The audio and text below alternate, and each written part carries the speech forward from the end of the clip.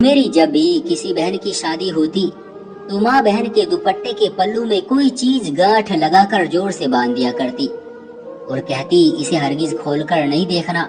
शादी की 3 रातों तक इस दुपट्टे को पति के पांव पर लपेटने की कोशिश करना, अगर ना किया तो तुम विधवा हो सकती हो।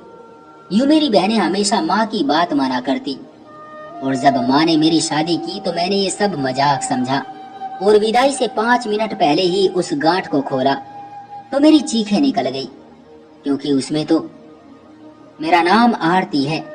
हम 5 बहनें हैं और मैं सबसे छोटी हूँ। हमारा कोई भाई नहीं है।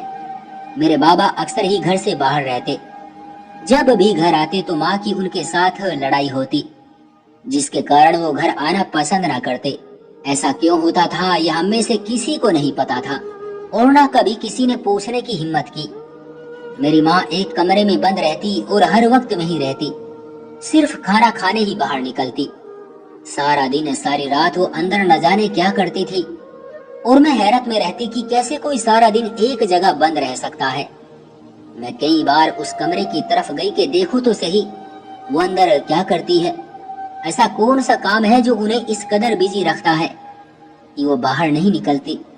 यही सोच मुझे उनके कमरे में जाने पर मजबूर करती थी और हमेशा मैं हैरान रह जाती कि मेरे वहां पहुंचने से पहले ही माँ बाहर आ जाती। आज मैं फिर से वहां जाने का इरादा कर रही थी, लेकिन मैं सोच रही थी कि अंदर कैसे जाऊं जिससे माँ को खबर ना हो। आखिर कैसे वो जान लेती है कि उनकी तरफ कोई आ रहा है। मैं काफी देर से कमरे में थी। जब मुझसे मिलने बड़ी बहन कमरे में आई, मैं उसे देखते ही बेड पर बैठ गई, क्योंकि अगर टहलती रहती तो मुझे देखकर परेशान हो जाती। वो सामने रुक गई और मुझे गौर से देखने लगी। मैं उसके यूं देखने पर हैरान हुई।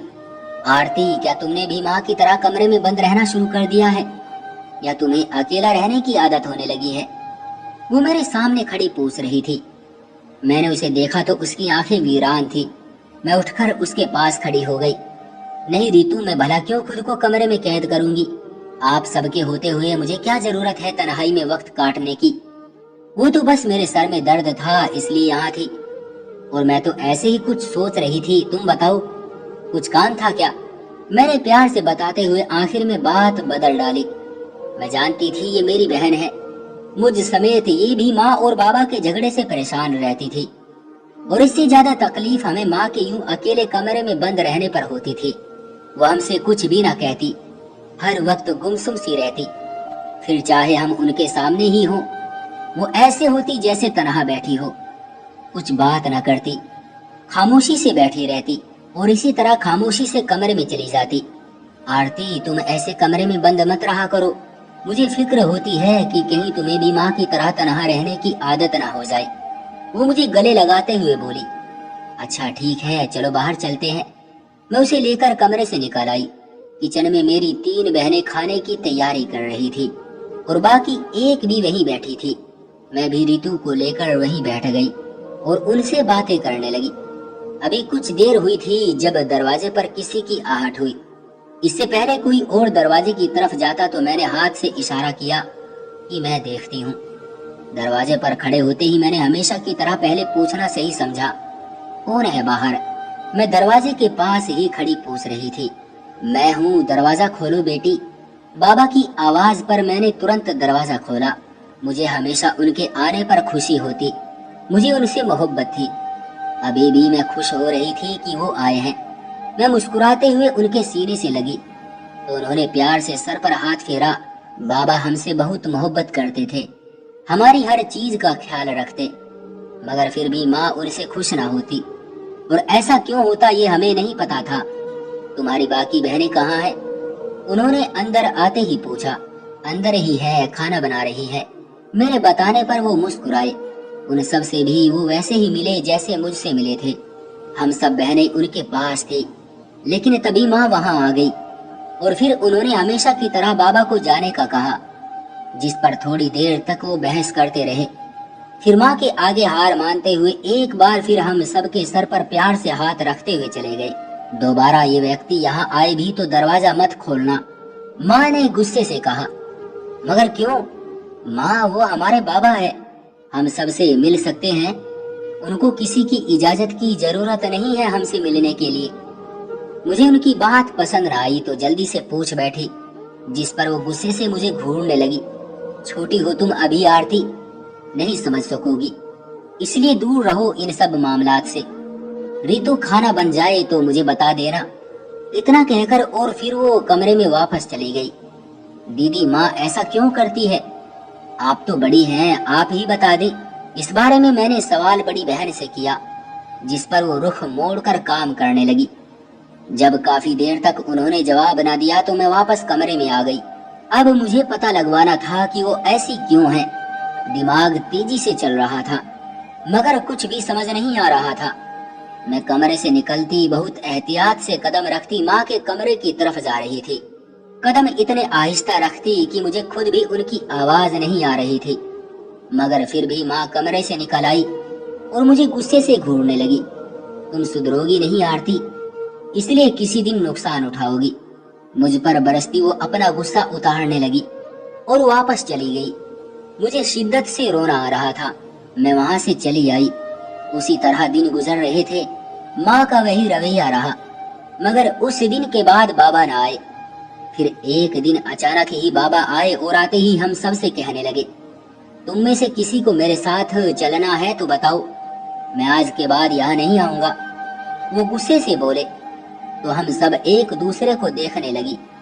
اس سے پہلے ہم کچھ کہتے ماں نے منع کر دیا اور انہیں ہم سے ایسی امید رکھنے سے باز رہنے کا کہا۔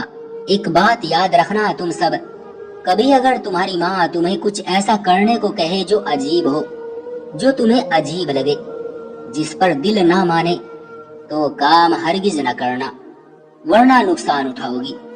اوپر والے پر یقین رکھ کر چلنا۔ میری پیاری بیٹیوں، کبھی اپنی ماں پر وشواس نہ کرنا۔ وہ ہمیں سمجھاتے ہوئے چلے گئے۔ میری سوچ تو ان کی آخری بات پر اٹک گئی۔ ماں پر یقین نہ کرنے کا کیوں کہا انہوں نے؟ مجھے کیا پتا تھا کہ وہ حقیقت جانتے تھے اور صحیح کہہ رہے تھے۔ ان پر یقین کرنے سے ہمارا نقصان ہی ہوا، مگر یہ بات اس وقت عقل کے پردوں سے ہزاروں میل دور تھی۔ وہ تو چلے گئے تھے، مگر مجھے ایک نئی سوچ دے گئے تھے، جسے میں اکثر سوچتی رہتی کہ انہوں نے ایسا کیوں کہا۔ دن ہفتوں میں اور ہفتے مہینوں میں گزرتے چلے گئے۔ بڑی بہن کے لیے رشتہ آ گیا تو ماں نے ہاں کر دی۔ وہ بہت اچھے لوگ معلوم ہوتے تھے۔ شادی کے دن قریب پہنچے، تیاری ساری ماں نے خود ہی کی تھی اور شاید بابا کو خبر نہ ہونے دی کیونکہ وہ نہ آئے۔ بارات والے دن ودائی سے کچھ وقت پہلے ماں کمرے میں آئی۔ ان کے ہاتھ میں کچھ تھا جسے وہ دوپٹے کی اوٹ میں چھپا رہی تھی۔ یہ 3 راتوں تک نہ کھولنا اور ہر رات پتی کے پیروں سے باندھنا، ورنہ تم ودوا ہو جاؤ گی۔ اور ماں کی بات سن کر میں انہیں دیکھتی رہ گئی۔ بھلا یہ کیسے ممکن تھا کہ ایک چھوٹی سی چیز کسی کو مرنے سے روک سکے؟ یہ کیسے ہو سکتا ہے؟ ماں، میں نہیں مانتی، اور ویسے بھی زندگی اور موت تو بھگوان کے ہاتھ میں ہے۔ دیدی کھول دو اسے، یہ غلط ہے، میں آگے ہوتے ہوئے بولی، مگر ماں نے میرا ہاتھ پکڑ کر مجھے روک دیا۔ میں نے کہا تھا آرتی، تم ابھی چھوٹی ہو، ان سب معاملات سے دور رہو، مگر تم بہت ضدی ہو اور اسی ضد کی وجہ سے تم کسی دن نقصان اٹھاؤ گی۔ وہ قہر برساتی نظروں سے مجھے دیکھتی ہوئی بولی تو میں ڈر گئی اور پیچھے واپس اسی جگہ کھڑی ہو گئی جہاں پہلے کھڑی تھی۔ ماں چلی گئی، کچھ دیر تو میں ویسے ہی کھڑی رہی، مگر پھر دیدی سے بولی کھول دے اسے، یہ سب جھوٹ ہے، یقین مت کرے۔ آپ کو یاد نہیں بابا نے کیا کہا تھا؟ ان کی کسی بے فضول بات پر یقین مت کرنا، آپ ان کی بات ہی مان لیں۔ دیدی، کیا آپ کا دل مانتا ہے اس بات پر جو ماں نے کہی؟ دیدی جواب تو دو۔ میں کہتی رہی مگر وہ نہ مانی۔ ان کی ودائی کے بعد ماں پھر سے کمرے میں بند ہو گئی۔ ایسے ہی دیدی نے ماں کی بات پر عمل کیا۔ وہ اپنے گھر میں خوش تھی اور ماں اس بات پر کہ ان کی بات مان لی ان کی بیٹی نے۔ ان کا پتی ہمیشہ ان کے ساتھ آتا اور ساتھ لے کر چلا جاتا تھا۔ اسی طرح دوسری پھر تیسری بہن کی بھی شادی ہو گئی۔ ہر بار کی طرح ماں نے انہیں بھی وہی گانٹھ لگا کر کپڑا دیا جو ان کے دوپٹے کے پلو سے باندھنے کا کہا، اور وہی بات کہی جو پہلے کہی تھی، اور ان کی بات مان لی گئی۔ مجھے بہت سخت غصہ آتا کہ وہ کیوں ان کی بات پر عمل کرتی ہے، مگر وہ ایک نہ مانتی۔ میں اب ماں سے اور بھی دور رہتی उनके साथ खाना भी नहीं खाती थी। जब वो कमरे से बाहर होती तो मैं कमरे में बंद हो जाती। मुझे उनके गुस्से से खौफ आता था।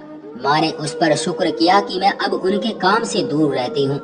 हम बाकी 2 बहनें बची थी जिनकी शादी हो रही थी। मैं उसको समझाती कि वो माँ की बात पर अमल हरगिज न करे, और वो बस हाँ में सर हिला देती थी। मगर मुझे डर था कि कहीं वो भी माँ की बात न मान ले, और मेरा डर सही साबित हुआ। उसने भी वही किया जो बाकी सब ने किया था। मैंने उसे बहुत डांटा मगर उसने सुनी अनसुनी कर दी। अब मैं अकेली थी माँ के पास।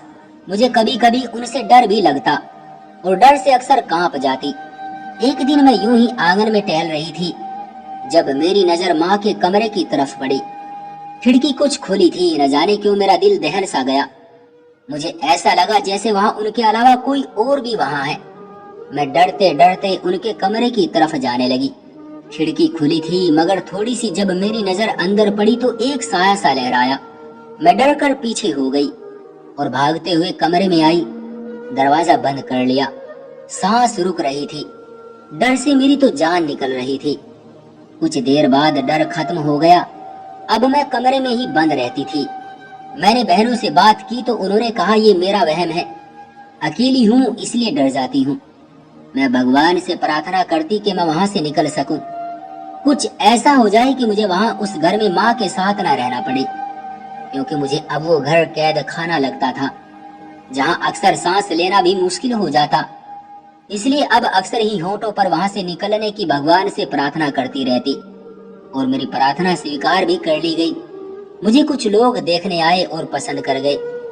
उसकी खुशी बहुत हुई कि अब मैं यहाँ से निकल सकूंगी।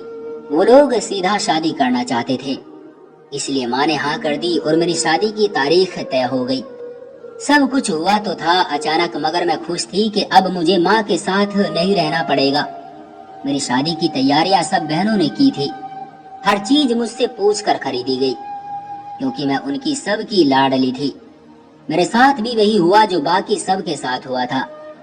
माँ ने वो कपड़ा मेरे दुपट्टे के पल्लू से खुद बांधा और मुझे सख्ती से उनके वचन का पालन करने के लिए कहा, मगर मैंने उनकी बात को मजाक में उड़ा दिया और उनके जाते ही वो पल्लू खोल दिया, जिसमें छोटा सा कपड़ा था जिसमें गांठ लगी थी।